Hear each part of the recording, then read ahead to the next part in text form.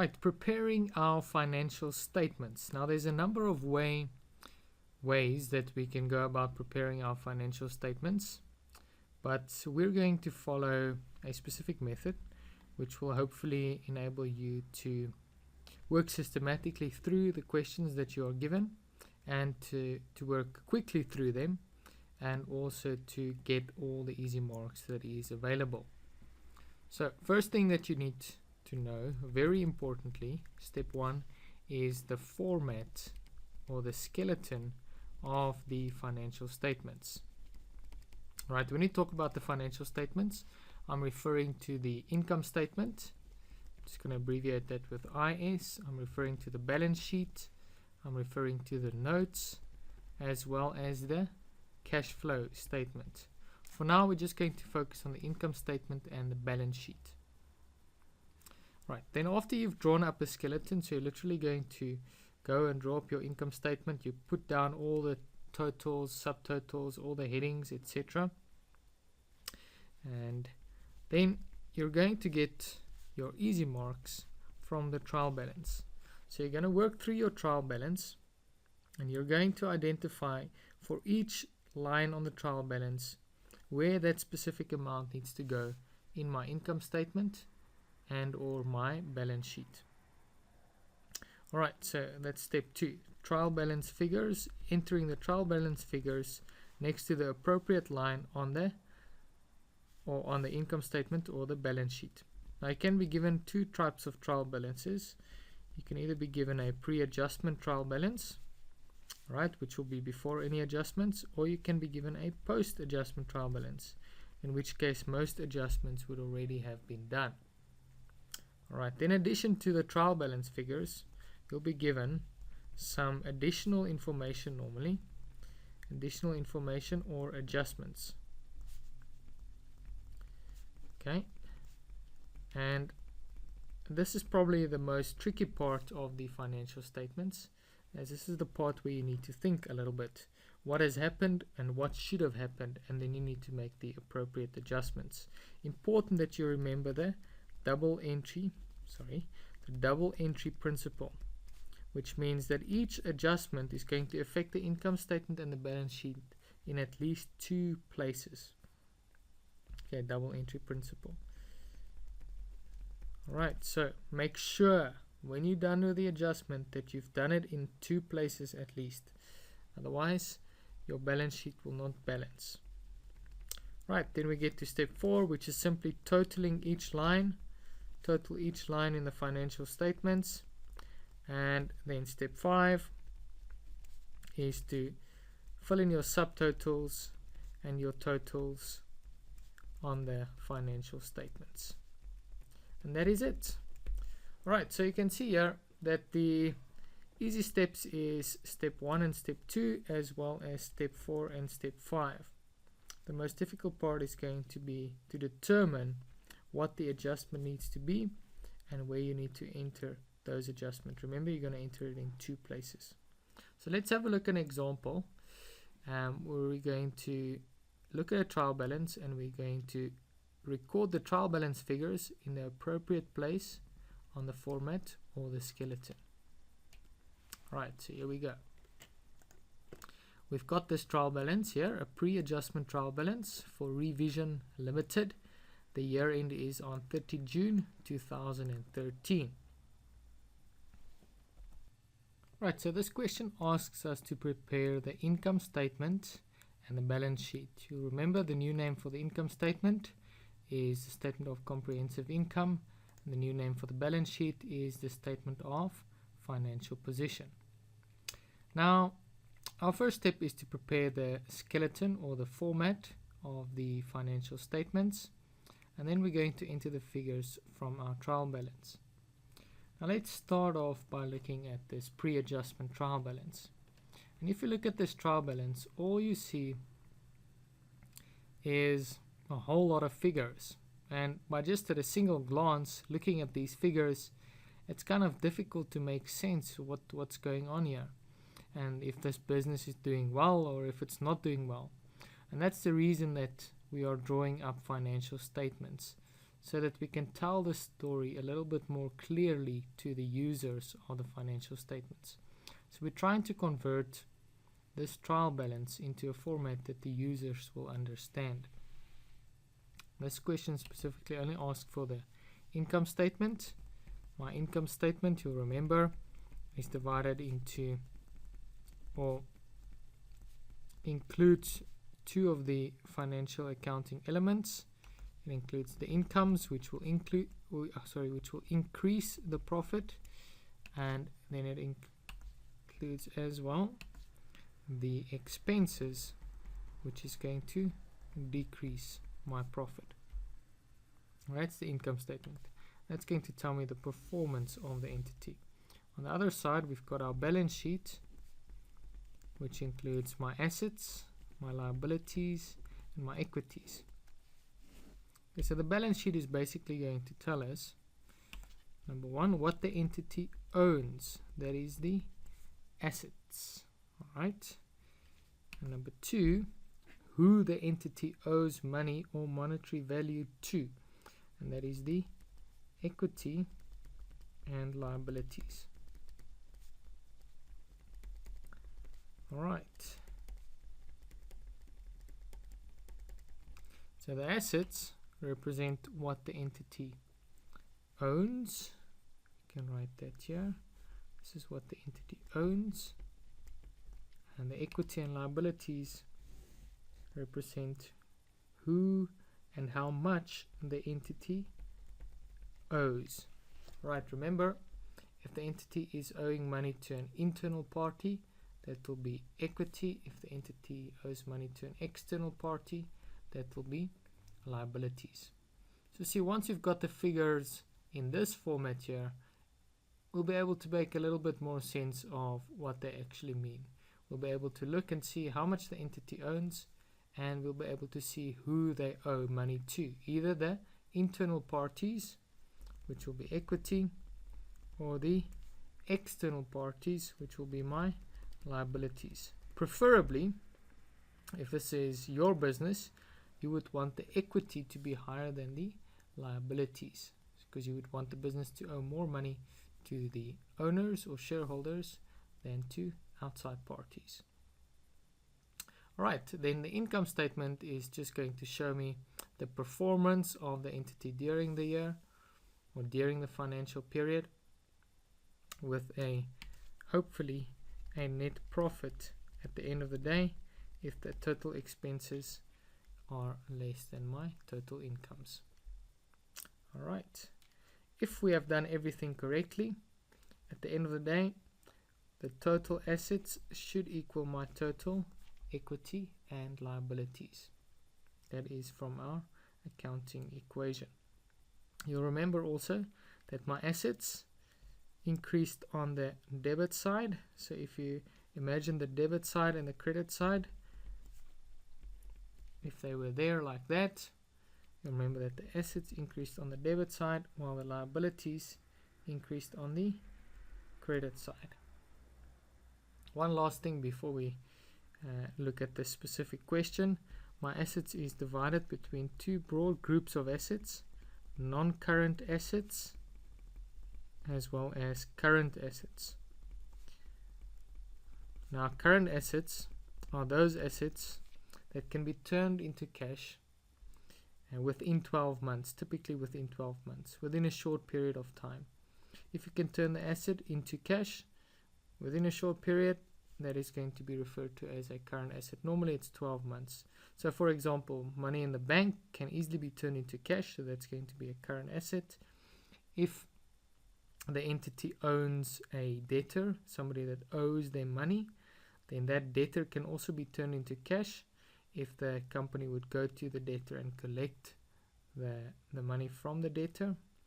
Inventory, if the inventory is sold, that can also be turned into cash. Non-current assets are those with a longer useful life, and that won't be turned into cash very quickly. In actual fact, you keep those assets for a long time. For example, vehicles, you don't intend to sell the vehicle. If you use the vehicle to make deliveries, you will not sell that vehicle. Alright, then on the equities and liability side, we've got our shareholders' equity. We're doing the balance sheet now for a company, shareholders' equity, and then also the split between non-current and current liabilities. And similar to the assets, my current liabilities will be those liabilities that I'll have to pay off within 12 months, whereas my non-current liabilities are those liabilities that will take longer than 12 months to pay off. Alright, let's go back to our example, and what we're going to do is to work systematically through this trial balance. So the first step was to prepare the skeleton, and the question has already done that for us. So if we have a look here, we can see our skeleton or our format for the income statement. There it is. We've got our gross profit, which is sales and cost of sales, our incomes, and then all our expenses. Alright, and the format of our balance sheet with our non-current assets, current assets, shareholders equity, non-current liabilities, etc. Alright, so if we start at the top here, ordinary share capital, and we work our way down this trial balance. Remember, this is the pre-adjustment trial balance. Our ordinary share capital 1,000 or 1,260,000. Where on the balance sheet will that fall? So the question is this assets, equity, or liabilities? Well, this is money that was contributed by the shareholders, so that's going to form part of my shareholders' equity. So the 1,260,000, I can scroll all the way down, and next to share capital I can fill in 1,260,123. Right, and that's one mark in the bank. Right, then retained income 418,000. What type of account is this? This again is an equity account. This is the profits that have been accumulated over the period that this company has been in existence, and this is going to belong to the owners as well. Remember, the profit, because the owners own the business, all the profits made by the business actually belongs to the owners. So this again is going to increase the amount that is owed to the owners. So the amount here, 418,000. Right. The next one, bank. We know bank is an asset. Question is this a non-current asset or a current asset? Well, if money is in the bank, it can be turned into cash rather quickly. So it's definitely going to be a current asset. So we've got an option of 3. Inventory, it's not something that we've bought for resale. It's not trade and other receivables, so it's cash and cash equivalents. So we can fill in the bank amount here. 2301337. Right, so I hope you're getting the picture. And just by going through the trial balance like this, you'll be scoring a lot of easy marks, and you'll be making sure that you don't miss anything. So the next one is petty cash. Again, this is petty cash. Petty means little, so that you can basically think of it as your little cash. It's the money in the tin that is used for runaround errands, buying milk or bread, or paying for somebody's transport fees. So that also is going to form part of my cash and cash equivalents. 4220. Good. And this is going to be an addition. You can input it with the plus, or just, if you don't put any sign, the program will assume that it is a plus. Right, so we're done with petty cash. The next one, vehicles. Now, vehicles is something that the entity owns, so it's an asset. Alright, question is it a non-current asset or a current asset? Well, we don't have the vehicle with the intention of reselling it, unless the question specifically stated that vehicles is considered stock. So vehicles will be considered a fixed asset. 279,000 Rand. Right. Then we've got an account here called accumulated depreciation vehicles, 111,000 Rand. Now, this is a credit balance. So your immediate instinct might be to think that because it's a credit balance, it must be equity and liabilities. But you should already know that accumulated depreciation is in fact a negative asset. So it's going to actually reduce the value of the assets. So we can fill in the amount here under fixed assets, but it's important that we indicate this with a minus because it's going to reduce my fixed assets balance. So minus 111,600. And we can do the same for computer and accumulated depreciation on computer equipment, 39,000 and 15,600. And there we go. If we continue here, the next amount that we get to is our debtors control of 25,000 Rand. Again, this is something that the entity owns, right? Debtors is the people that owe the business money. So the business effectively owns the right to go and collect that money from the debtors. So the question is it a non-current asset or a current asset? And it's going to fall under trade and other receivables. There we go, 25,000 Rand. Right, then from adjustments, we're not there yet, sorry. The next amount that we get to is our creditors control, which is exactly the opposite of debtors. This is the money that we owe to outside parties. So we owe 37,000 Rand. And because we're probably going to repay this within 12 months, within the next 12 months, this is going to be part of my current liabilities. Whoops. So under current liabilities, specifically trade and other payables. 37,000 Rand. Alright, so you can see that generally if we've got a credit balance, it will be forming part of equity or liabilities. If we've got a debit balance, it will be something that the entity owns. Now, the next one here is the fixed deposit with Best Bank, which is a debit, and it's an asset, right? It's something that the entity owns. It can be turned into cash, 120,000 Rand.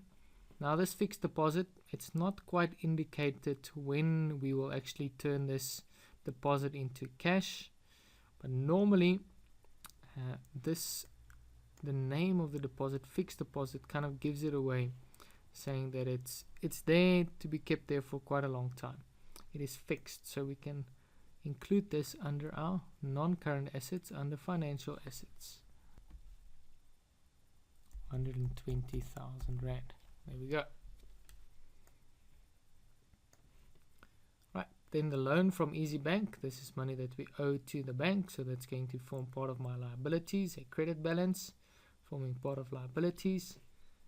Probably not going to pay this back all within the next year, so that's going to form part of non-current liabilities, 215,000 Rand.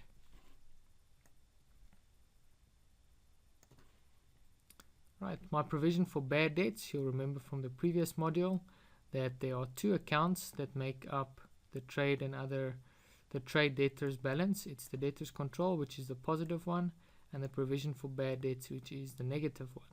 So again, even though it's a credit balance, it's not going to form part of equity. It's actually going to reduce the value of my assets. Alright, so I'm going to take that 300 Rand, and this is the value of my trade debtors, and I'm going to reduce the value of the trade debtors by the 300 Rand provision. Good. Right. Trading stock, it's the stuff that we keep to resell or for resale, and that is definitely going to be an asset. Alright, it's going to form part of my current assets, 50,000 Rand. Then SARS income tax. Now remember that SARS can either be an asset or a liability, depending on whether the provisional payments are more or less than the actual tax that the company should have paid. So in this case, the company probably, it's the pre-adjustment trial balance, so the company probably hasn't yet determined the actual tax that they owe. So they've made some provisional payments of 190,000 Rand. So this is the money that SARS actually owes the entity. So in that case, SARS is going to be an asset. So for now, we can include this under trade and other receivables. If, however, when we get to our adjustments, we see that the income tax determined is actually more than this provisional payments, we'll have to move the total amount to our trade and other payables. For now, we're going to include this under trade and other receivables. Okay. Plus 190,744.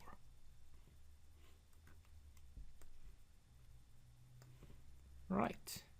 And now we get to sales.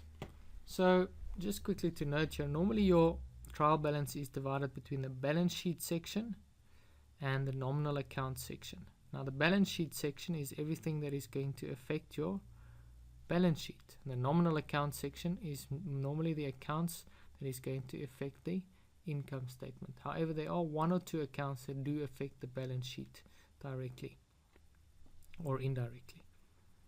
Right, so it doesn't, the balance or the trial balance doesn't have to be given in this correct order, but normally your trial balance will be grouped like that. And it is so as well in this case.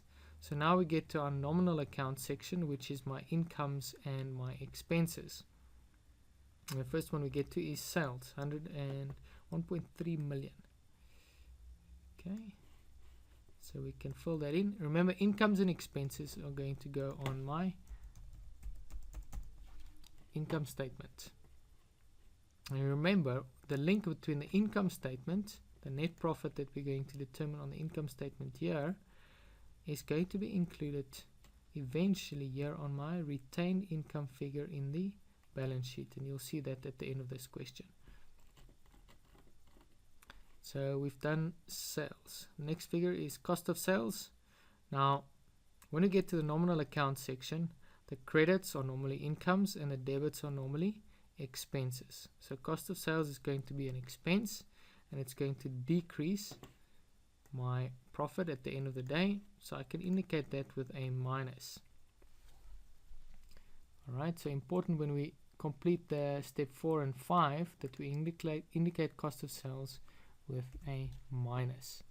For now, we can just include the figures because this part here is actually your calculations. Alright, so this you will do in brackets and you will just fill in your calculations, and that's your workings, and you're going to get marks for your workings. So important that you fill in all your workings. The cost of sales figure given is 761,143.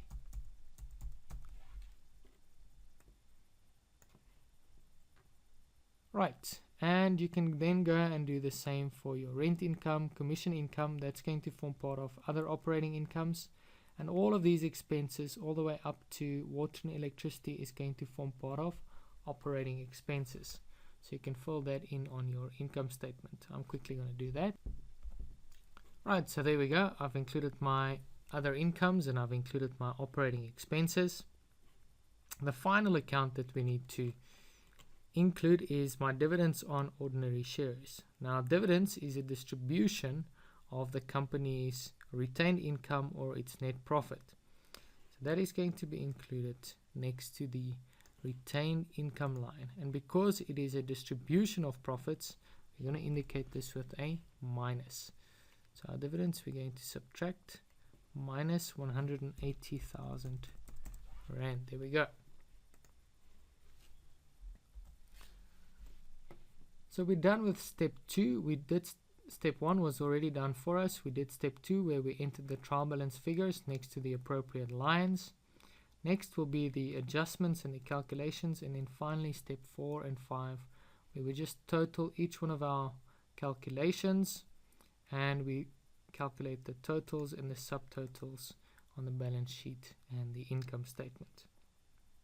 Now, if you were to leave out all the adjustments and just fill in your totals and subtotals here, you would already score a large majority of the marks. However, let's quickly submit and see how much we get out of 50 just by filling in the trial balance figures. Obviously, if you were to fill in step 4 and 5, you would already score a lot more marks, but let's just see, just by filling in the trial balance figures, what do we get? So there we go, 16.2 out of 50, which is roughly about 33% just by filling in the trial balance figures next to the appropriate line in the financial statements. So in the next video, what we're going to do is we're going to go through this additional information, and we're going to record that on the income statement and the balance sheet, and then we'll calculate our totals and subtotals, and we'll be done. Good.